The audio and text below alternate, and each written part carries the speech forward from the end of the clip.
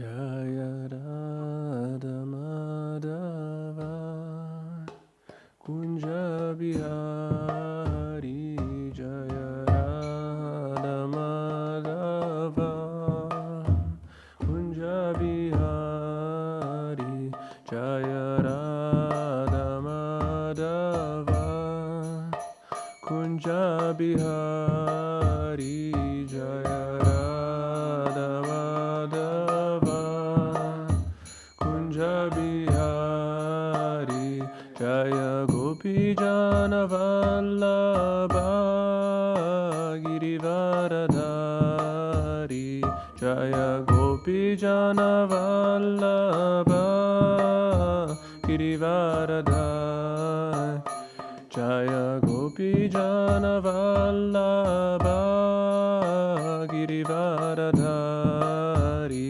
Jaya Gopi Jana Vallabha Girivaradhari Yashodanandana Vraja Jana Ranjana Yashodanandana Vraja Jana Ranjana Yashodanandana Vraja Jana Ranjana Yashodanandana Vraja Jana Ranjana Yamuna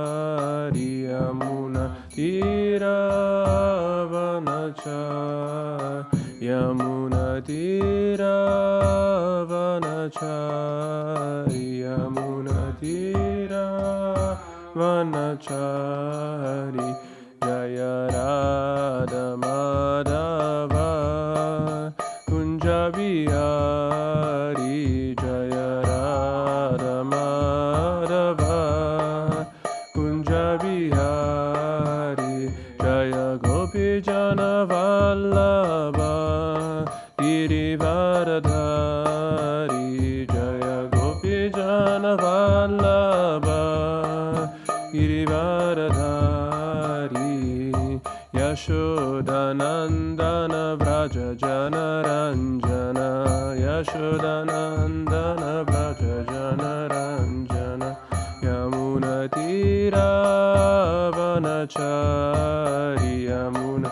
Tiravanachari Yamuna Tiravanachari Yamuna Tiravanachari Jaya Radha Madhava Kunja Bihari Jaya Radha Madhava Kunja Bihari Hare Krishna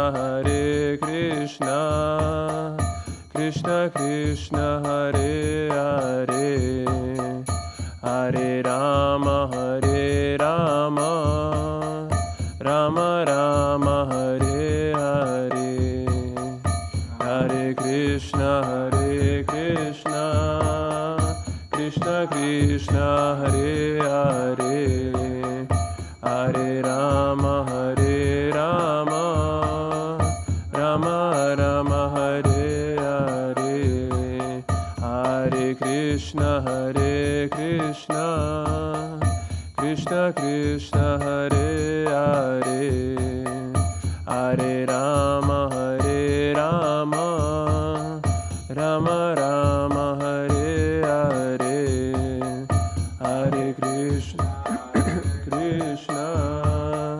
Krishna Hare Hare Hare Rama Rama Rama Hare Hare Hare Krishna Krishna Hare Hare Hare Rama Rama Hare Hare Hare Krishna Krishna Hare Hare Hare Rama Rama Hare Hare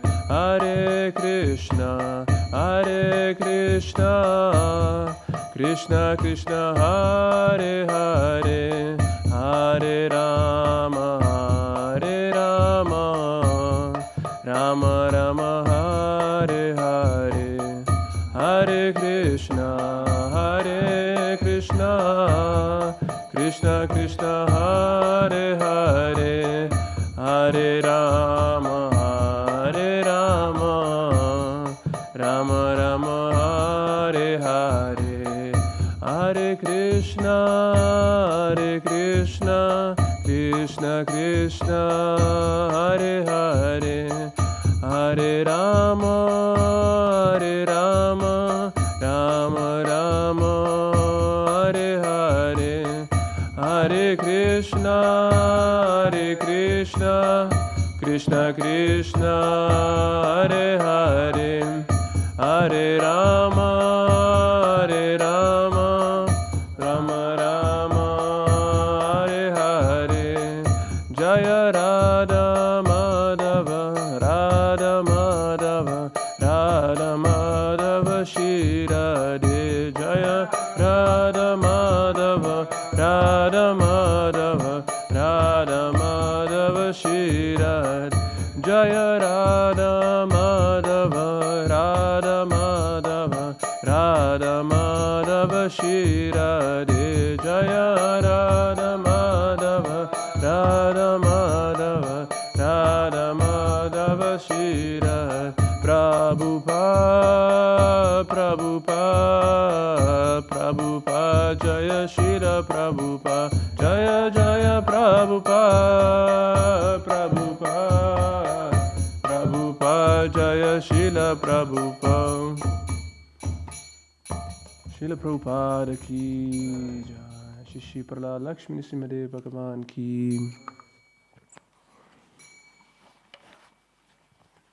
Hare Krishna, everybody. Thank you very much for giving me this opportunity to be here and to give class somehow. I don't know how, but big mercy of Subhagopal Prabhu. And yes, today we're reading from Bhagavad Gita, 6th chapter, 11th verse and 12th. And yeah, we are on the chapter of Dhyana Yoga.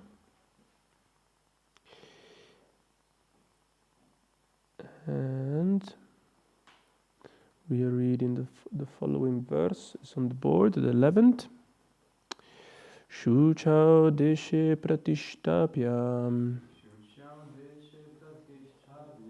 Shuchao deshe pratishtapyam.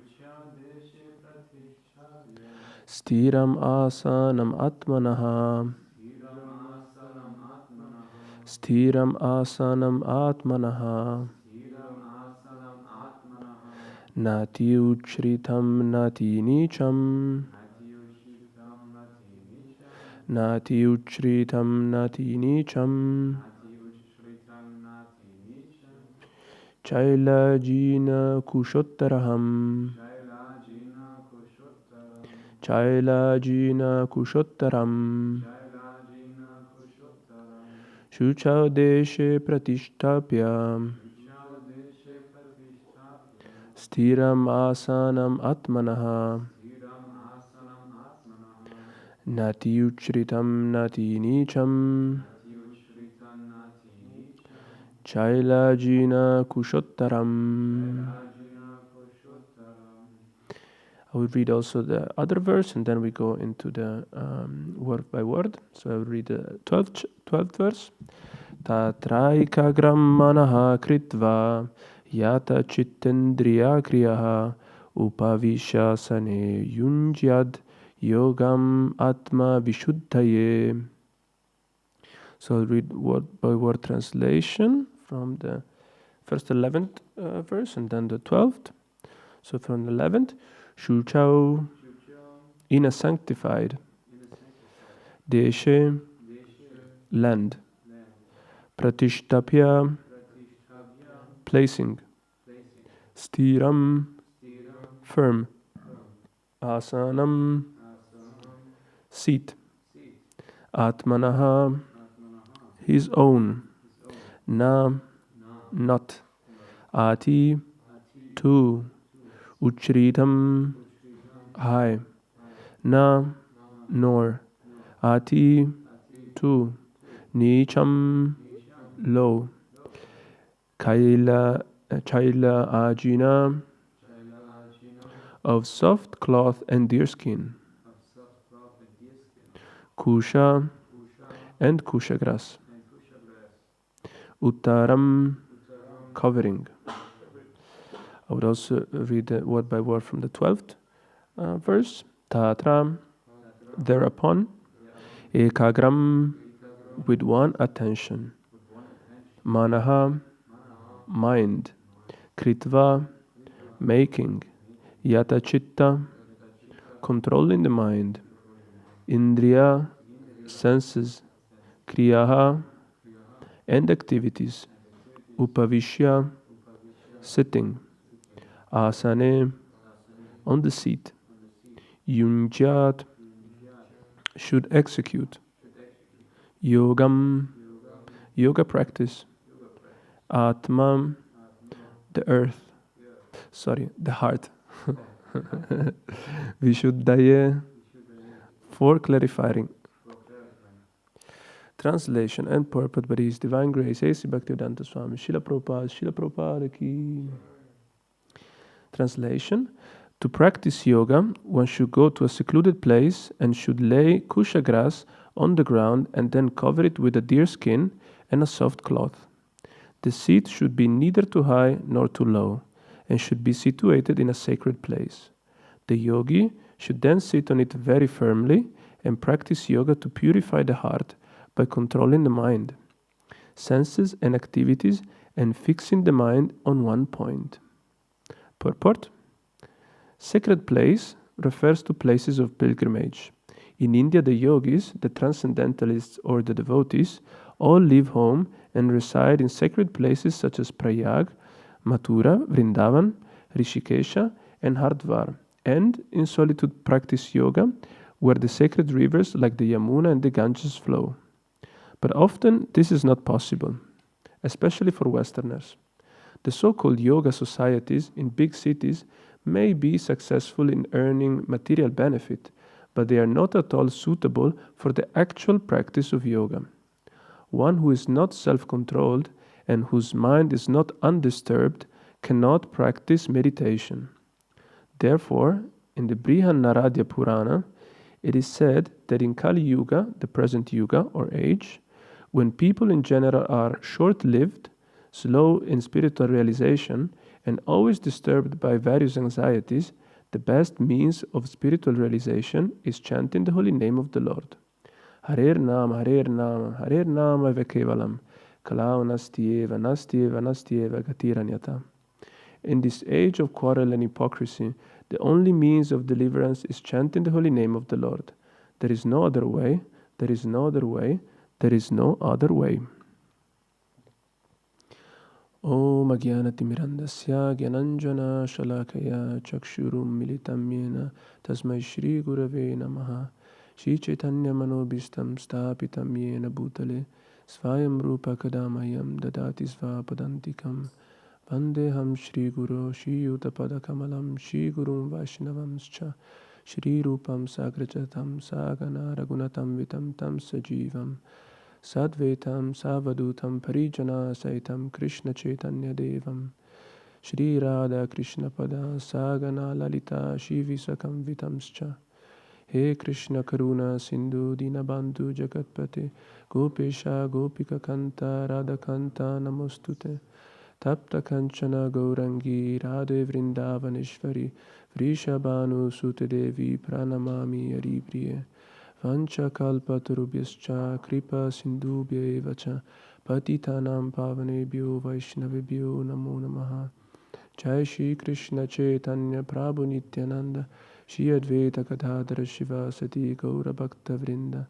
Hare Krishna Krishna Krishna Hare Hare Hare Rama Rama Rama Hare Hare. Again the verse. To practice yoga, one should go to a secluded place and should lay kusha grass on the ground and then cover it with a deer skin and a soft cloth. The seat should be neither too high nor too low, and should be situated in a sacred place. The yogi should then sit on it very firmly and practice yoga to purify the heart by controlling his mind, senses and activities, and fixing the mind on one point.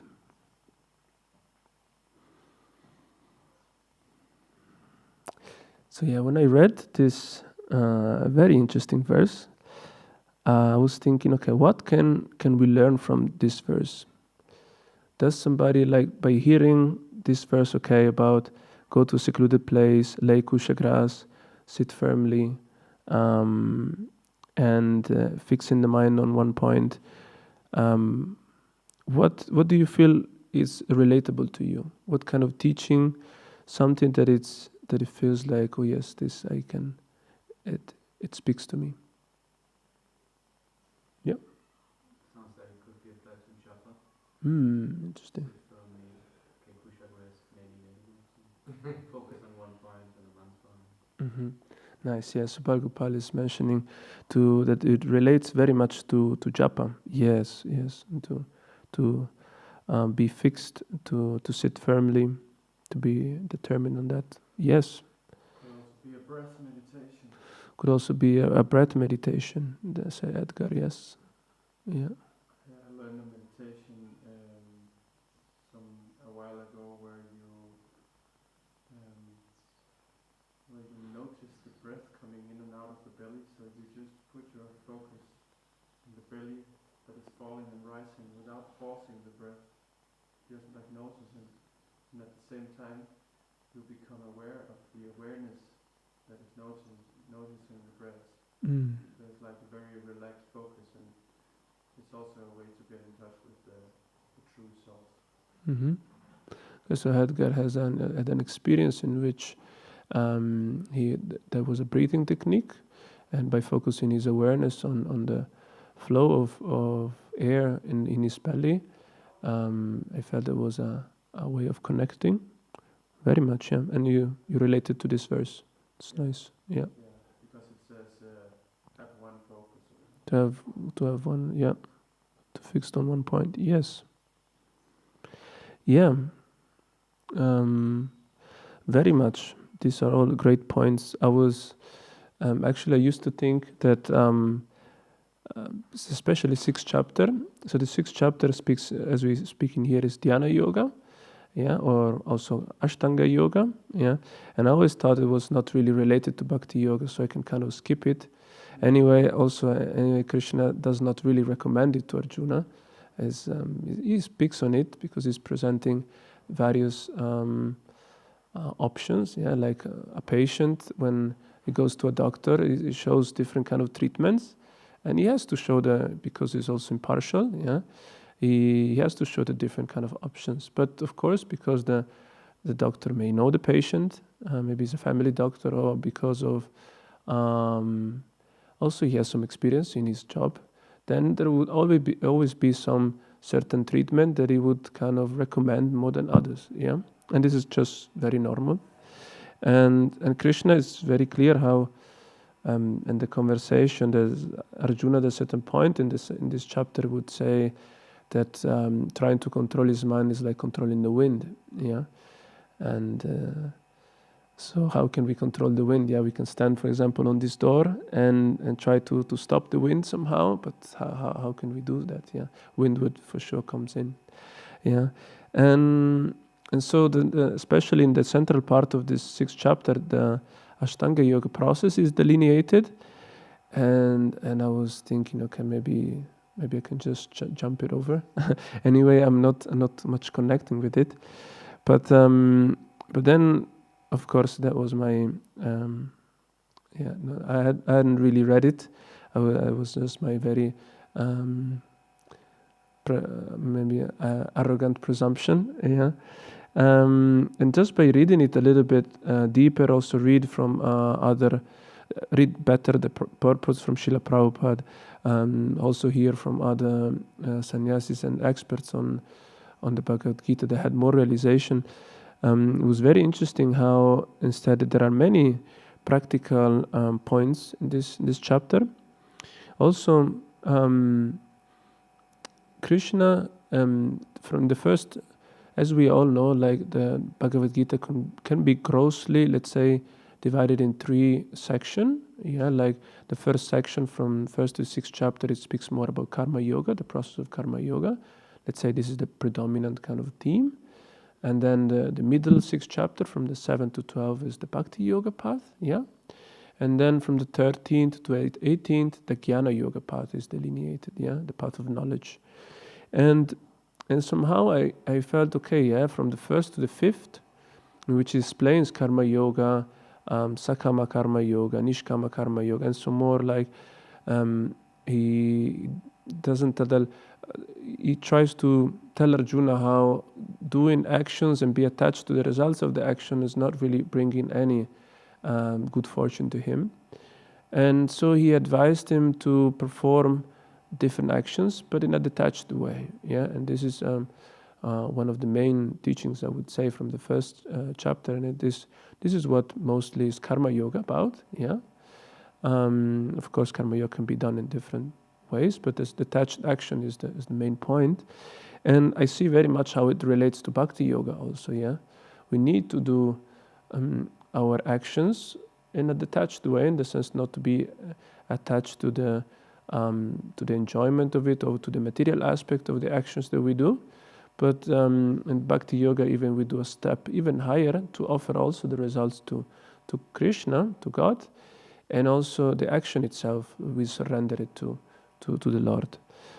It's one step higher, but we could see how Karma Yoga is very also relevant for us. Yeah, already being acting from the platform of Nishkama Karma Yoga is a very, very high platform to be detached from the results. Yeah, one can very much feel in his day to day.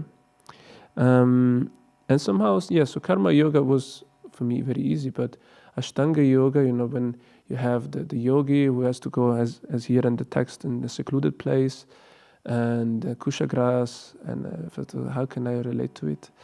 But yeah, also as Subal Gopal Prabhu was mentioning, when we practice sadhana, we all has been here, we practice the path of Vaidhi Bhakti. So we have some certain sadhana, some certain spiritual practices that we try to perform daily, yeah, and to develop devotion, to develop love of God, to go towards the goal of Bhakti Yoga. And this chapter here gives very much practical and direct instructions how the sadhana can be intensified or very much or made it strong.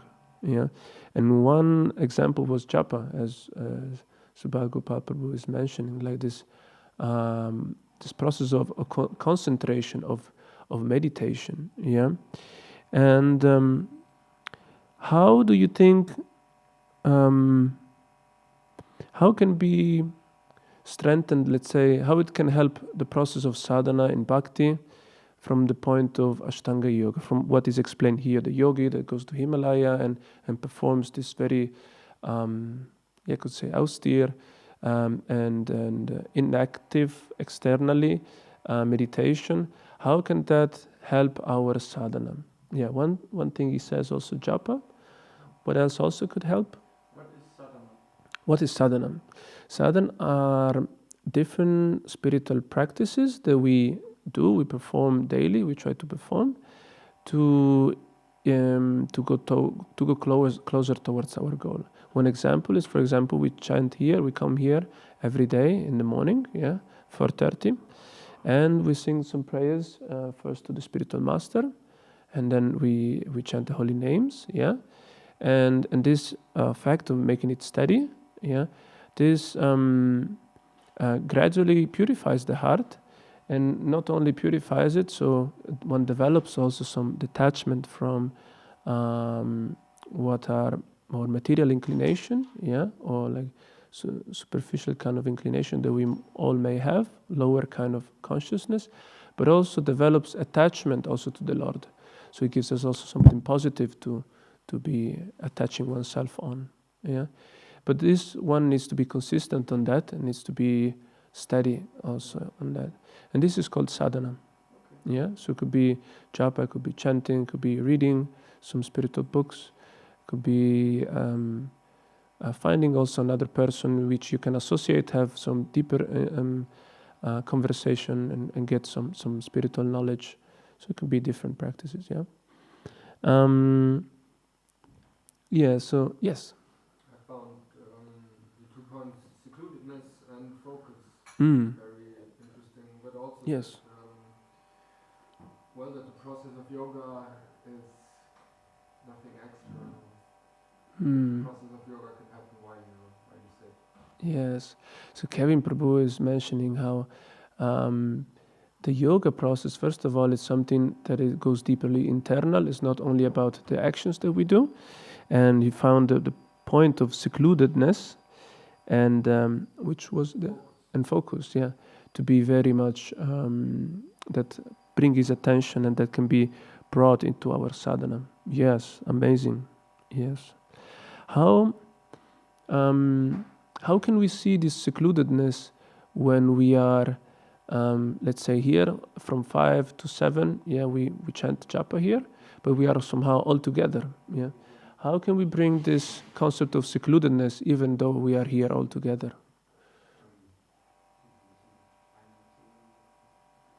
Yeah?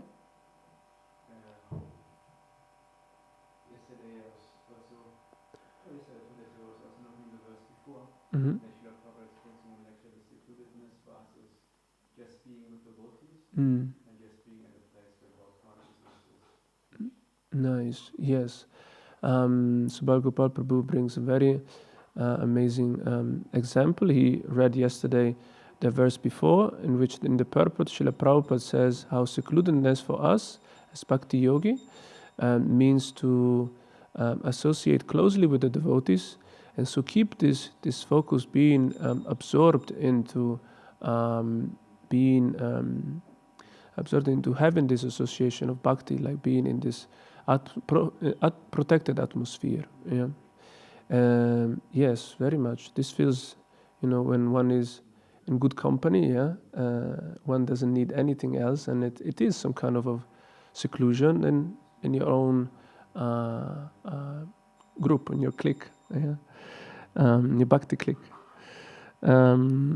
Yes, and also of course the focus. We can very much think of how it can be fundamental for any kind of sadhanas. Yeah, we have to bring our attention into it. In fact, I was thinking, yes, this point of one-pointed focus. Yeah, we very much need it when we try to chant. We try to chant our japa. And we always keep to reminding ourselves whenever the mind wanders here and there, no, okay, I'm here to chant it, to put my attention to focus on the Lord. Yeah. And yes, I know this thought about what I have to do later, or this, how I could have done better this action compared to another on the past. Yeah, maybe there is good, important reflection, but it's not the moment now. Now I fix my time every day, 2 hours, at least 16 rounds. We try, or my fixed number of rounds that I have, and in this moment there is only focus on chanting and hearing the Lord's name, and try to connect with the Lord through His holy name. Yeah, and this one-pointed focus is very important for us. Also, there is this point of laying the kusha grass. I thought, yeah, and cover it with a deer skin and a soft cloth. It's written here. So I was thinking, yeah, for example, now we have cushions, yeah, we are sitting on cushions, and you can imagine how if it was winter and we're sitting just on the ground, the floor may be very cold, and very easily we may get distracted also after a little while, because we feel that our body is getting cold. And also it's maybe not so comfortable, then I have to move here and I move the other leg. So this kind of discomfort in the pose or in the practice then brings us away from this focus that we try to do. So also the point of having also the preparing ourselves for connecting with the Lord, this is also very important to have. Not so we shouldn't be just think, okay, I'm here, I have to just focus on the Lord, and the condition in which I'm having are not so important, because then actually we have a body, and when we feel too much discomfort, then we cannot really concentrate. And also the other extreme, if we are too comfortable, let's say, I don't know if you ever tried chanting japa while lying on a sofa. It's very, very difficult. Your mind is just not wanting to focus. So, or also in a very, I want to say, very lay back position. So also mind, it's much more distracted compared to a proper position in which the back is straight, and you have a good, your legs are crossed and focused. So here it says in the verse that yogi should sit firmly and practice yoga to purify the heart by controlling the mind, so senses and activities.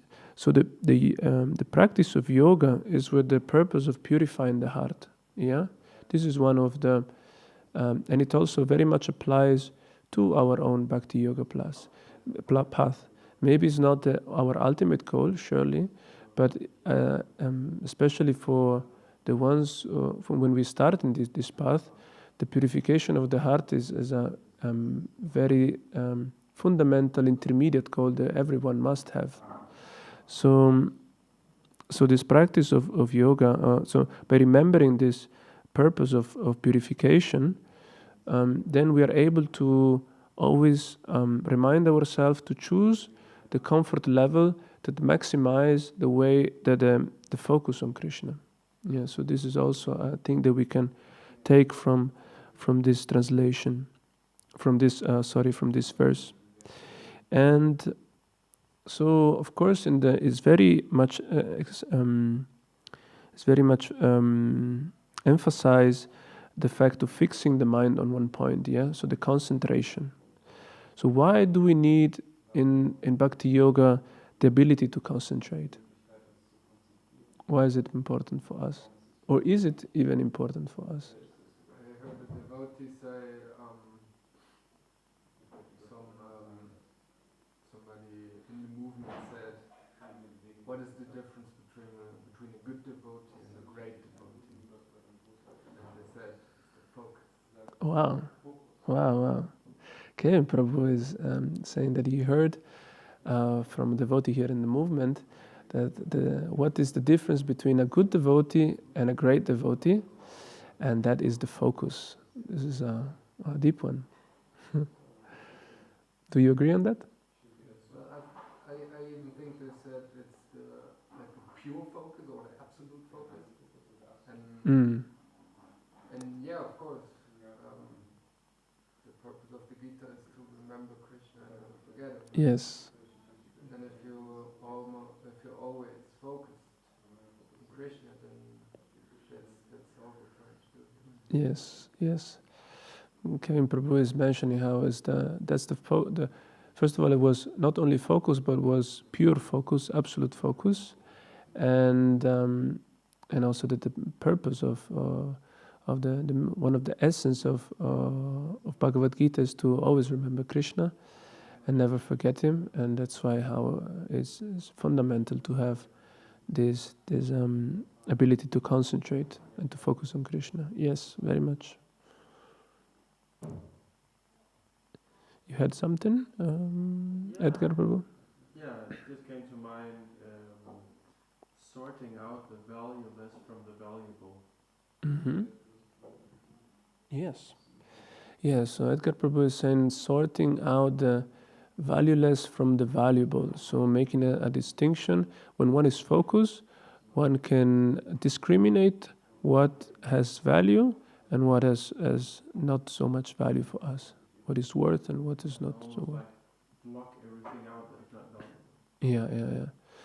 Yeah. Block everything out that is not valuable. Yes, very much. Yeah, I was thinking also that when we have a conversation with somebody, or when we have an interaction, and when we give the attention to somebody, I'm sure you had this experience that when you feel that the other person is really listening to you and have attention on you, you feel, oh wow, that's a nice feeling. It's nice. It is an act of love. Yeah.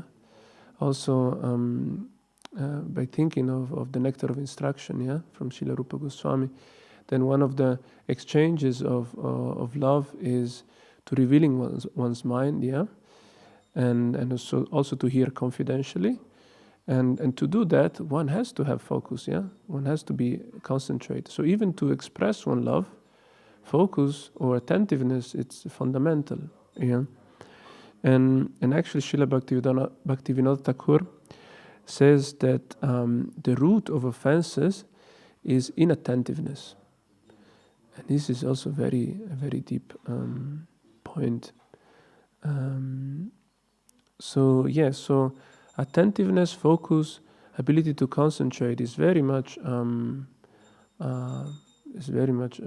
important. Yeah, and also the contrary. If I guess you also may have an example of a person which you try to have a conversation, but the person is distracted. Yeah, then this not a good feeling. Then it starts from the conversation. This is not something you wouldn't feel like much entertaining yourself more with such person. And we can definitely apply this in our japa, in our attempt to connect with the Lord. And we try to chant his holy names, but then we are thinking of completely something else, and we are just wandering in the whole universe, cosmic manifestation. And of course, Krishna, how does he feel about it? Yeah, he certainly is not so pleased. And otherwise, just by even if we at the beginning, of course, it's very difficult to express much love while we are trying to connect with the Lord. But even if we are able to put the focus there and be determined on that, he will be definitely much pleased by that attempt. Yeah, just by being concentrated on that. So this is already something that we can definitely take from the Ashtanga Yoga path. Yeah, or in this verse in particular. I wanted to speak also a little bit about what Srila Prabhupada says in the purport, which I find it always amazing. And he starts the purport by saying, sacred place, which is Shuchao Deshe, yeah, in a sanctified land, sacred place. He says a sacred place refers to places of pilgrimage. Yeah. In India, the yogis, the transcendentalists, or the devotees, also the devotees, all leave home and reside in sacred places such as Prayag, Mathura, Vrindavan, Rishikesha, and Hardwar. And then in solitude, they practice yoga. And as we said before also, for a devotee, solitude means being in good association. Yeah. I really love this stressing of the importance of a sacred place. Yeah. I guess we all had experience of how the environment impact and influence our practice and sadhana. Yeah, I don't know if you ever, or do you have some examples also from yours? For me, it's very clear. Whenever I go visit my family at my place, the first 1-2 days my chanting is still okay. And then I really see how it is much more difficult to wake up early, as we're trying to do here in the temple. The focus on the holy name is going much lower down, and it's all spiritual practices are harder. And even though it seems like it is quiet around, yeah, even I try all the best to have the best environment and everything, but still it's just different. The environment is just different. And this is for me very much. So here, does anybody also experience such? Yeah. Yes. My experience is actually a little bit different, and that I find that when I spend a lot of time on my own, in my life, I go really deep into the mystical.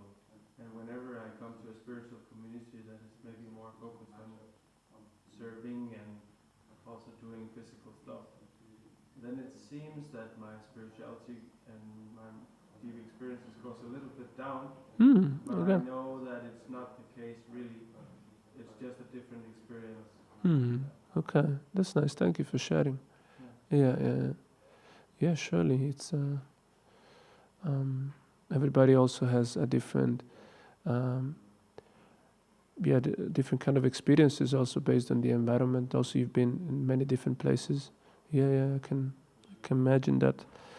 Yeah, and also wanted to relate to the Bhagavad Gita, how it starts exactly from this point of the importance of the place where we are, of the sacredness. So the very first verse of the Bhagavad Gita, is Dhritarashtra speaking, and he says, Dharma kshetre kurukshetre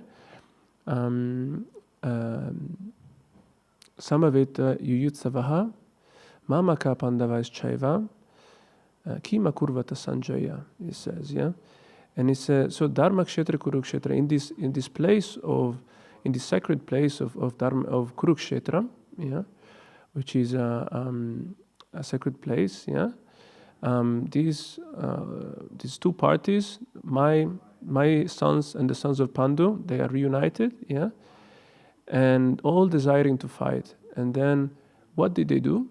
That's what the question that Dhritarashtra asks to Sanjay, and he makes a very stressing point of this battle being in Kurukshetra, in a place of Dharma also. He said Dharma kshetra Kurukshetra. So it is, our acharyas also explain that he had some kind of, this denotes kind of his fearful kind of a moment that he had by mentioning the Kurukshetra as a place of sacred place, because he knows that the Pandavas are more pious and more also devotees, while the Kauravas have notoriously, they are not so pious, and have a few of demoniac tendencies that they show, and so he is fearful that the battlefield, which since it is in Kurukshetra, this may not really go well for the Kauravas, which is the party that he is actually supporting, because Duryodhana, his son, to which he attached, he's on this party. So here there is already in the very first verse of the Bhagavad Gita also a reference to how important it is also the place where the environment in which we are practicing, or in which we are doing the activities, how it influences us.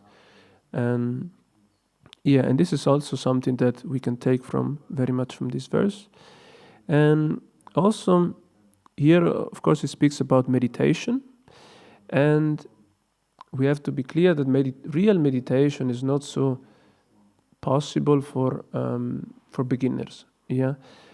Actually, they say that meditation starts at the level of dharana.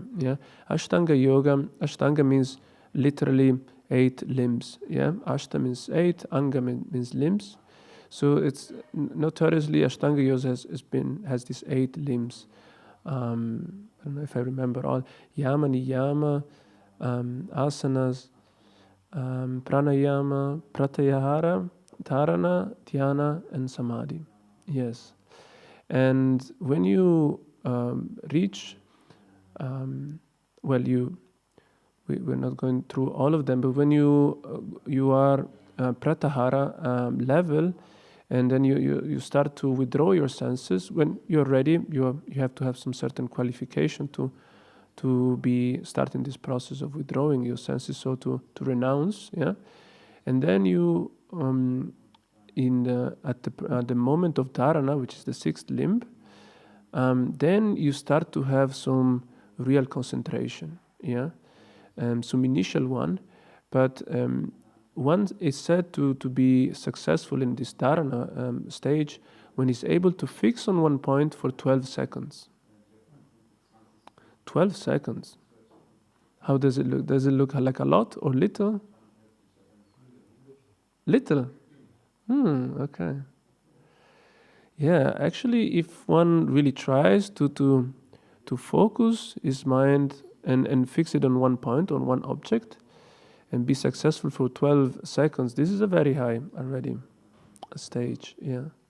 And then after dharana stage, there is the dhyana stage, and this is 12 times dharana. So that means 144 seconds of fixed concentration, not even one thought on anything else. And this is dhyana, and this is already very, very high. This is a very, very high level of concentration, and you are basically fixed up. And then, of course, the last one is samadhi, when you cannot even escape your concentration. You're just full on. Yeah, you're on it. So actually meditation, it's a very high concept, but any step that we can do in that direction, for all the reasons that we mentioned, it's already great. Yeah, even in Bhakti Yoga. So I want to conclude on this part. That he says, Srila Prabhupada at the end, when people in general are short-lived, slow in various anxieties, the best means of spiritual realization is chanting the holy name of the Lord. So why is it so? So why is it that the best means of spiritual realization is chanting the holy name of the Lord when one, like we are short-lived, 180 years, 70 years, quite slow in spiritual realization because our mind is so disturbed by so many anxieties? How is it so that it is the best means for spiritual realization to chant in the holy name of the Lord? Do you have any kind of... There are many reasons. Many reasons. Yeah? Because everyone can chant the holy name without any qualification. Yeah.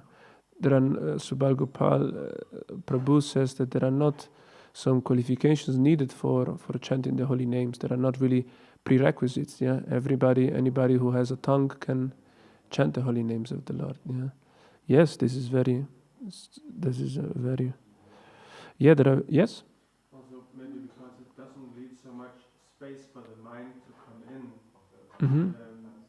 As for example, a yoga practice where you are still having some big windows where the mind can come in and distract. But yeah. when the mind is constantly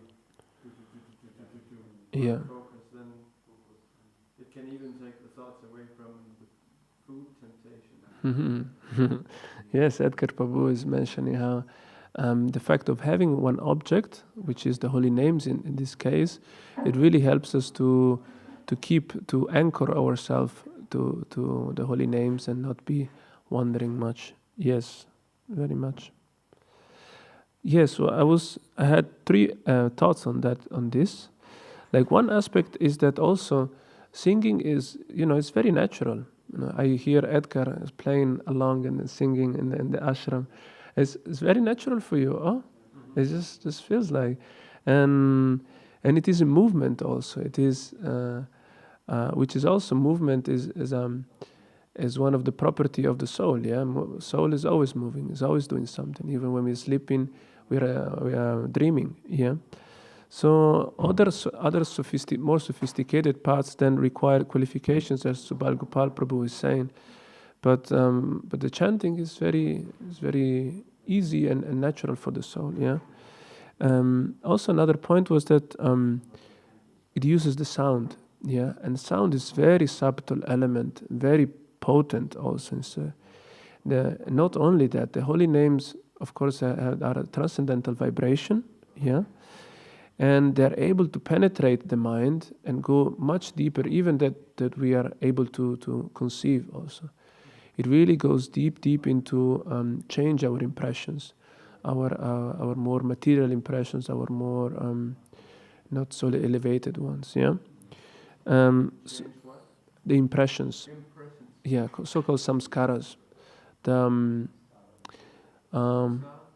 Yeah, maybe we can speak more later about impressions. Yeah. Thank you. Because then very soon the altar will open. And also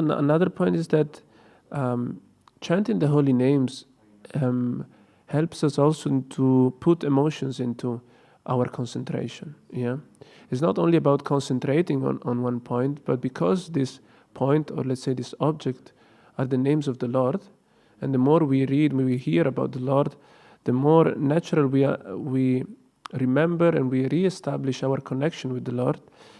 We are able, even at the beginning stage, to evoke some gratitude and or like to the Lord. Yeah, so to have some emotions in which we can connect to it, and for sure, like if you have some certain emotions to the object of your concentration, let's say it could be your lover or a friend that is very dear to you, or even an enemy that is very much in your heart, of how much you're not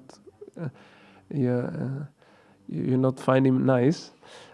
This always kind of bring your mind there, yeah. And so this is also having the holy names there and establishing the connection helps us to have this concentration, because we can evoke some emotions, some gratitude on that, and this helps us to bind ourselves. Yeah, so it functions as a magnet. Yeah. So I would like to summarize, and somebody have some little question, but the Lord is about to appear yet again. So just wanted to conclude that this, so in these verses and in the chapter may help us for our sadhana, yeah, and meditation practices. We spoke also on the importance of the environment in which we chant. This is also very important. And the chanting the holy name and remembering the Lord is the best process for self-realization, and it will be remembered then also at the end, in the last verse of this chapter. It is going to be very clearly said by Krishna himself. Yeah, I thank you very much for coming here, for having some Krishna Katha. We don't have maybe time for the questions, but you can always catch me anytime. Hare Krishna, Srila Prabhupada ki, Shri Prahlad Lakshmi Simade Bhagavan ki.